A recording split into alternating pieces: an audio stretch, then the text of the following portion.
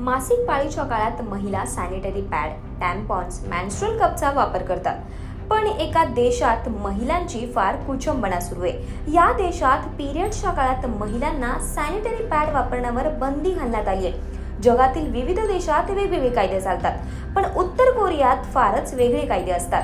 उत्तर कोरियात Kim Jong हा हुकुमशाह आहे. तो आणि त्याची बहीण केव्हा काय निर्णय घेतील हे सांगता येत नाही. या देशात तऱ्हेतऱ्हेचे अजब गजब कायदे आहेत. आता या देशात महिलांना मासिक पाळीत सॅनिटरी पॅड लावण्यास बंदी घालण्यात आली आहे. मासिक पाळीमध्ये महिलांना शारीरिक आणि मानसिक त्रास होत असतो.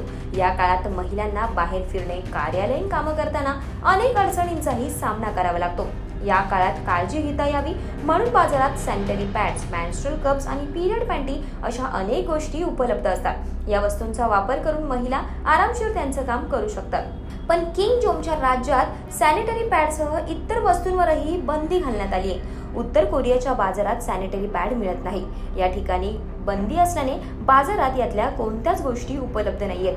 त्यामुळे या देशातील महिला आणि मुलींना या काळात कपड्यांचा वापर करावा लागतो. हे कपडे धुवून त्याचा पुन्हा वापर करावा लागतो. किम जोंग सरकारने सॅनिटरी पॅड उत्पादन आणि आयातीवर निर्बंध घातले. उत्तर कोरियामध्ये केवळ सॅनिटरी पॅडवर बंदी नाही, तर तिथे कंडोम देखील उपलब्ध नाहीयेत. याशिवाय तिथे महिलांसाठी ड्रेस कोड देखील खूपच कडक आहे. तिथे जीन्स सुद्धा घालू शकत नाही. तुमच्या इच्छेनुसार त्या देशात तुम्ही केसही कापू शकत नाहीये.